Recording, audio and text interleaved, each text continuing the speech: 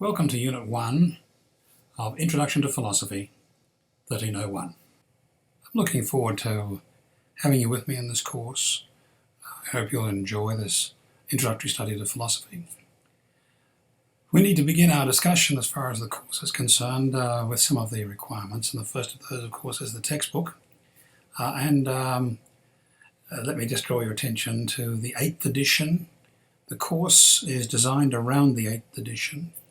It is possible to use another edition, but this edition should be readily available in second-hand bookstores, or you should be able to rent it, but you need to make sure you have a copy very quickly. So it's very important to have the textbook, and keeping up with the reading is going to be important, as you'll see later on when I draw some other matters to your attention. Also, you need to go online and get a copy of the syllabus. It's a long syllabus. Being an online course, the syllabus is quite detailed, so please make sure you get a copy of that. And also make sure you're familiar with the operation of D2L. That's our learning platform at LearnStar. It's called Desire to Learn. We say D2L.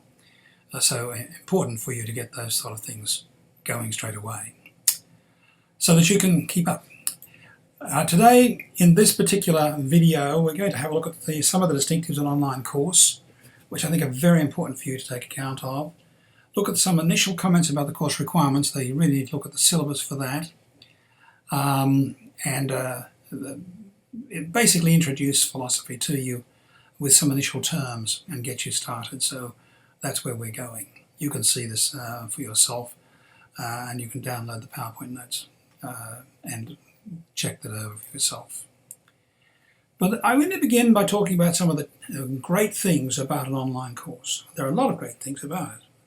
You can proceed with your classwork and your assignments anywhere. You can do it any time. You can be sitting in your pajamas at home in front of your computer doing your classwork. You can be sitting in a restaurant on the other side of the world. I've dealt with courses online, be it in Australia or the UK, and have easy access. You can do it anywhere in the world. You can arrange the classwork to fit your schedule, and you can travel. A lot of great things you can do. It's convenient and it's wonderful. However, and this is very significant, an online course is much more demanding on you, and I plead with you to understand this. First and foremost, it's going to be demanding because you have to be organised. And secondly, you have to be consistent in your work. And thirdly, you need to read all the materials carefully, particularly class instructions, syllabi requirements. You don't have the same access to the teacher. Now, we'll talk about access to the teacher and getting in contact with me shortly. But it's important, you need to be careful. And last of all, don't get behind. Very important. It's demanding to be organised, it's demanding that you work consistently, you have to work carefully, and you mustn't get behind. A warning about cell phones. I have a cell phone here, an Apple, an iPhone. I can do all kinds of things on it, it's wonderful. But I can even go online, I can even participate in a webcam. This is workable with a webcam. WebEx Classroom, because it's a video, you can see and speak. However, having said that, it is very hard to read thoroughly and carefully on a device this size. Your reading comprehension level tends to drop. It's not that you're a poor student, it's just that you don't have enough context. And so I just encourage you to work on a larger screen, and maybe a larger iPad or something else, but make sure that you understand limitations. And when you're attending a WebEx in this class, you need to have some form of equipment, an iPad or a computer, which has a built-in camera, so you can participate. If you don't have that, you can't really participate, and what's more, you won't get credit. So again, the course is conducted over the internet. Face-to-face discussions are limited to our WebEx classes. There are 4 of them in this class. You'll be involved with 2. And all additional materials that will be found on D2L. You need to make your way through those things. I do want to remind you that every person's contribution is essential. Therefore, everyone participating in the forums, everyone participating in the WebExes is important. It turns a rather sterile arrangement online into a more personal one because you're seeing people's personal contributions, and it will help you. And it's amazing what you'll learn from your colleagues. How to contact me. Now, this is very important. With effect from the first week of the class, all communication to me needs to come through your email in D2L. You have a D2L email, use it. As the semester goes on, there are loads and loads of material come into my college inbox, my standard college inbox, and much of it ends up being trashed because there's so much junk comes in. And while we have a wonderful vetting system, there's a real possibility of communications. I can't guarantee that I will get your email if you send it outside the D2L system. So use the D2L email. You can text me, or you can chat via WebEx. And so there's a getting to know you discussion at the end of this presentation today, so you can have a look at that and we'll talk about that also. But on that same score, what can we expect of you? And what can you expect of me? Let's start with you. I expect you'll be in contact. I expect you'll be consistent. I expect that you'll ask questions, particularly during the WebExes. You need to be diligent in working through the units of the class. Now, here's an important warning for you. I've structured this class so that you can't move on to the next unit until you've completed the one before. In other words, I've locked you out until you complete that unit. It's important to do everything to help you to work systematically. Students who sort of go in and pick up stuff, you always be behind. You must stay up and you must work consistently. You need to participate in all the tests and all the group discussions. Don't drop a group discussion, don't drop a test. They make things hard for you to make up those grades. And though there is some possibility of extra credit, you can look to the syllabus for that. It's important that you realise that you really can't make up for lost work. So that's what I expect of you. What can you expect of me? Well, provide you with relevant and scholarly material. That's what I'm doing in the videos and the materials. I respond in a timely manner for you. Usually I can respond within 24 hours. Provide you feedback on your progress. Be available via the course discussions and emails and phone when needed. And I can be available to chat with you through WebEx if necessary. That's hard to organise, and there are times when we can possibly organise. You'll need to arrange that with me. Generally speaking, I try to keep Tuesdays available for that, possibly Thursdays. But you need to make a booking because I'm going to take one person at a time on WebEx, like that. Well, let's turn our attention now to the course itself.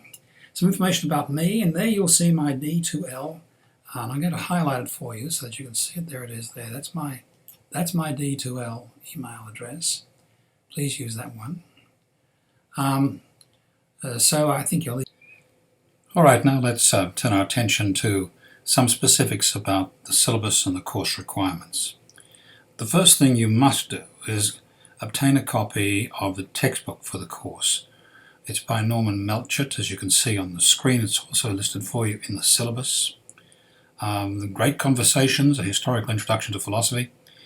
I'm encouraging you to get the 8th edition because that's an older edition, and you should be able to get a second-hand copy or a used copy, and you should be able to get it at a much cheaper price. You do not need to get the current copies. The current copies will work, but this will be a lot cheaper for you. In either case, what you need to note is that the web resources support the textbook, and so take note of those sections entitled The Word to Students. You'll find it quite helpful, and we'll be using this textbook throughout the course. And it will be a resource for you when you're doing your essay and your forums. Now let's have a look at the overall assessment. Grades are what often matter. I understand, I was at university myself. You'll have 3 short tests plus a final examination. And they'll all be on D2L. You'll find them in the essay section. They'll become available to you on specific dates, subject to you having completed the requirements for the course up to that point in time. But once you complete those requirements, you can take the tests. They're open to you that way. There'll be 2 class forums and a reflection essay. These are, if you like, the written work. In each forum, you'll present both a submission and a response, a single submission and a single response. And to know what your submission is going to be on, you'll need to go to forum questions, and by the second week of the course, on Tuesday of the second week, I'll have made those assignments, and you'll see them set up for you. You'll have an assignment for Forum 1 and an assignment for Forum 2. Now, I'll talk about how you might make some choices of forums in a moment, if you forum topics, forum questions and issues. But it's important to understand the relationship between the videos and lectures. The videos are, of course, the lectures for the class, and the forums.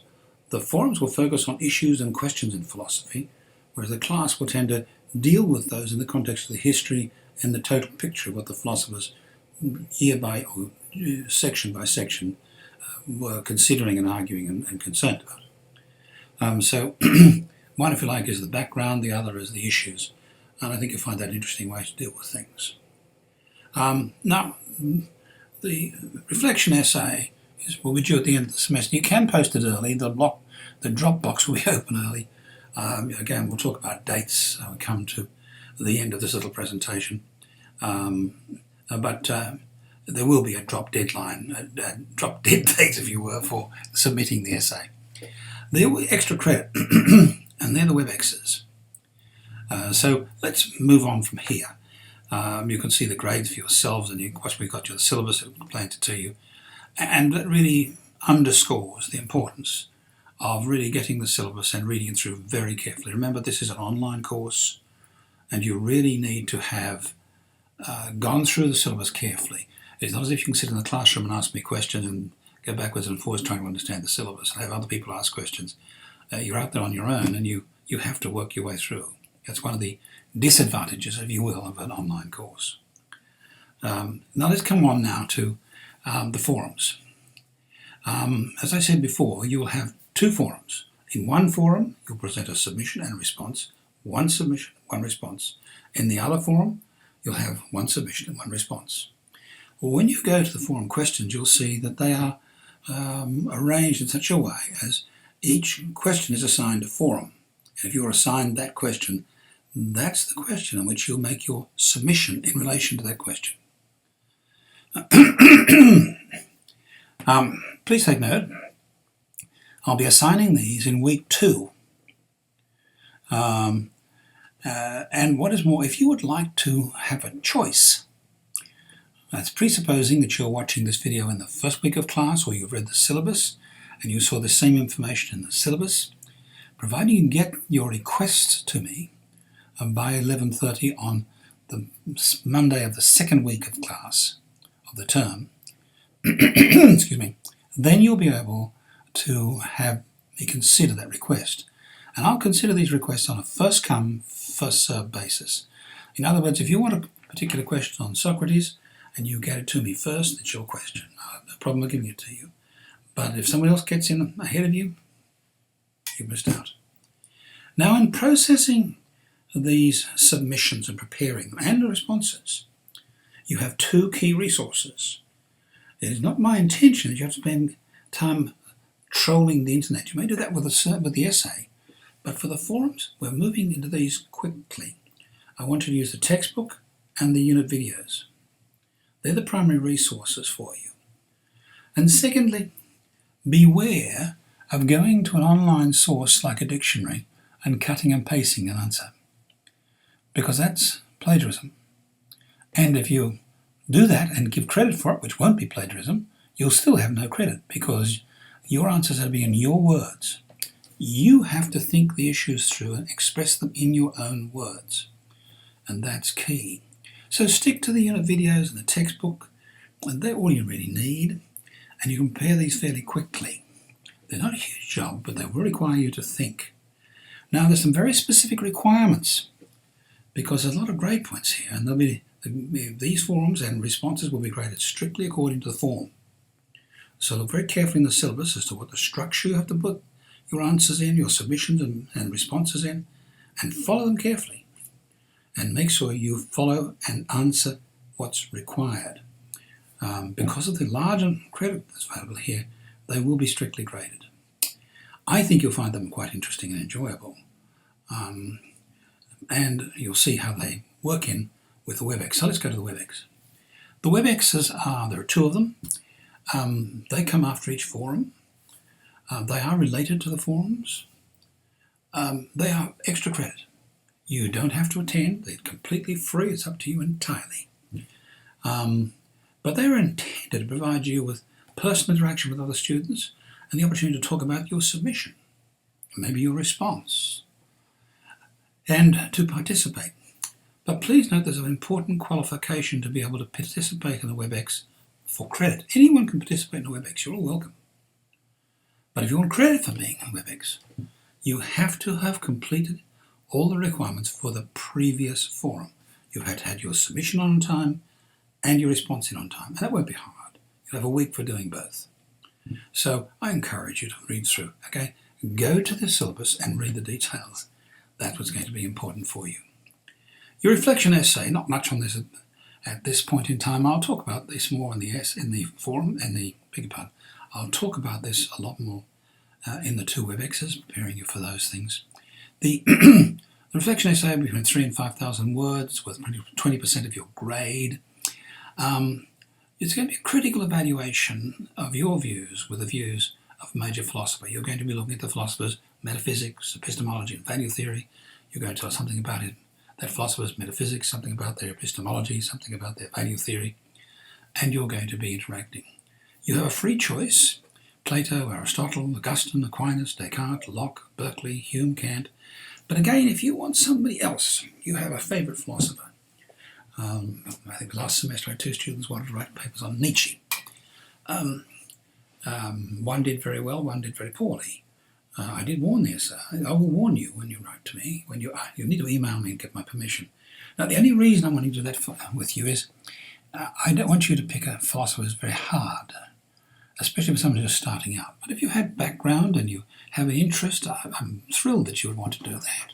So write to me, send me an email, tell me what you want to do, and I'll respond to you. For example, if you write to me on Nietzsche, I'll say you need to realize this is a challenging man to write an essay on, especially when it comes to commenting on his metaphysics, epistemology, and value theory. They're the requirements. The reason I've selected these philosophers is they're fairly straightforward, except perhaps for Kant. But you can deal with those. All right, more on the essay later on. What is important now for us to spend a moment or two looking at this slide. This is basically a copy of what you'll find in important dates. You'll find there a full copy. This is only a partial copy. Don't take too much notice of the dates. They'll be close to what you're doing in your class. This is simply to give you an idea what it's like. You'll notice that there are columns. They have the month column, the date column, and that's a Monday's date, the week number of the course, and the unit being considered in that course. And the unit will be what you should be working on as far as the weeks are concerned. Now you'll notice that the next column, beyond issues and topics, is tests and exams. You'll see the first test comes in the week you're looking at the unit number 5 for Aristotle, because that test will cover the previous 4 units of the course. And that's something you should do, and that'll be available. You'll see it's going to be available Tuesday through Thursday of week number 5, and it'll be available on D2L. You need to look for yourselves. By now you should be accustomed to handling examinations on D2L. As far as the forums are concerned, which is the next column, you'll see that in week 2 I'll be assigning the questions. In week 3 you'll be making your submissions. Now notice that your submissions, to be on time, have to be posted by 11:30 Monday. That's to give the students who are doing a response to your questions, to your submissions, a week to respond and be on time as well. it's important to realise that you can do your forum submission response after the due date. The only liability for you is that it'll be graded a little slower and you won't get credit for going to the WebEx. The third column is the WebEx. You can see the date. For this particular class, it's Tuesday, and you'll see it's in week 6. I think 6 or 7 is where the first WebEx comes, somewhere along, depending on which class you're in. And then you'll see the reflection essay column. Go to and look at that. It's very important. Now, what's important is this is the official calendar. The calendar in D2L is not operative. I don't use it. Secondly, this is where you check dates. And what's in the date sections, for example, for tests or for forums or for any other matter, needs to be checked against this document. If there's a need to change it, I will email you all. I'll put an announcement in D2L and I will update this document. And I will note that it's updated and the date it's updated. So that should keep you straight. It's your responsibility to check the dates. That's most important for you to do that. All right, enough of this. I think it's important to work your way through the syllabus, do some thinking and some planning. But what we need to do now is to move on to other things. Proper. What I've set out for you are the, if you like, the curriculum plan outcomes that we are supposed to achieve. And part of that you'll see as the number one item is you're able to read a text and analyse it. That's why you'll have original text to read, and they'll be part of our forums and discussions. Understanding key concepts, and we'll move on into that. Critical thinking is an important part. It requires writing and references, and you'll need to be able to write an essay, a philosophical essay, in a correct form. With that in mind, turning to the subject of philosophy itself, we're going to begin our studies with the pre-Socratic philosophers. A little map here gives you some idea of the Greek world at the time of Plato and before Plato.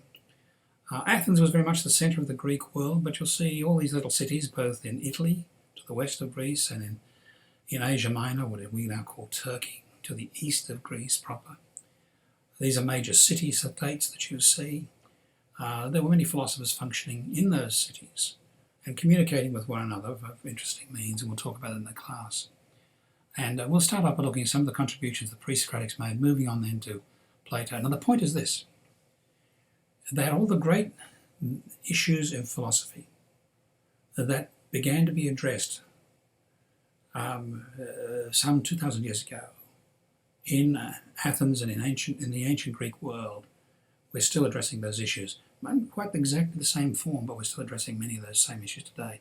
And hence, the contribution that people like Plato and Aristotle made to the study of philosophy is very significant, even today. And you'll see that their contribution continues to be very important. So we're beginning with that. I'm asking you to read chapter 1 of the textbook in this first week so that you can get a bit of background and understand some of the issues. This interesting role of philosophy, and it's just worth taking a moment to, I know this is a rather boring slide, there's a lot of technical stuff here, but it's really, frankly, important to get this straight. The role of philosophy is to do critical thinking about big questions. And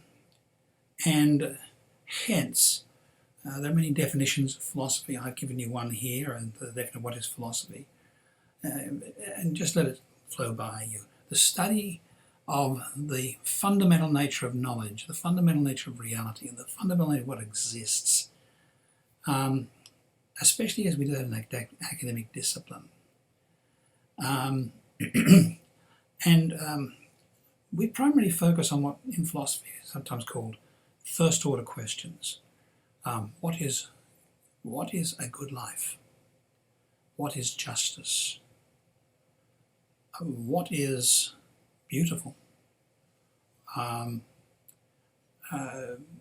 We ask the big questions, and in philosophy we try to address those questions using the primary tool of philosophy, which is reason, human thinking and reasoning. And hence you'll see that there's a discussion in the textbook, and I was here for you as well, of the relationship between what's called reason on the one hand, mythos on the other. And when we're using reason in this context, we're not talking about strict logic, we're talking about using the mind to think things through over against mythos, which is a Greek word for mythology, I guess.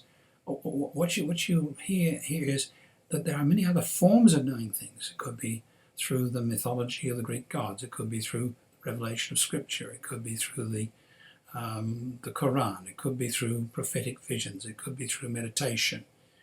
Those are not the tools of philosophy. In philosophy, the goal is to use reason and reason alone. And hence, when you look at the relationship between philosophy on the one hand and, say, theology, science, and the social sciences on the other, you'll discover that they are different tools, very often addressing the same questions. Philosophy addresses the great big questions. So does theology. So does science. So do some of the social sciences. What is man? What is the nature of man? Is there any purpose to life? Is life meaningless? All of these questions are addressed by these other approaches to learning, the theology, science, and the social sciences. But they use different tools. And so they can come to different conclusions. We will in our next class talk about worldview, but we'll make some more comments about that. But anyway, this gives you an overview of the general approach to what we're doing in philosophy. Now there's some key words. I've introduced one of them to you, reason, serious, critical and reflective thinking. And I've emphasized to you that that doesn't necessarily mean logical in the technical sense. It does include logical in the technical sense, but not exclusively logical in the technical sense. There's some other Greek words that are thrown around. I've given you three of them here, telos, logos, and cosmos. I'll give you some definitions. Telos means directional purpose. Is the world in which we live inherently purposeful? Is it going somewhere? Does it have an order to it? Logos. Is the world rational? Can it be understood? Can we make sense of it? Cosmos. The universe looked at as a well-ordered system. Is the universe a system, or is it a massive chaos? Today, the concept of the world being a cosmos is being challenged by a number of different theories. And we'll come back to those things. But again, we have to begin where this whole discussion began.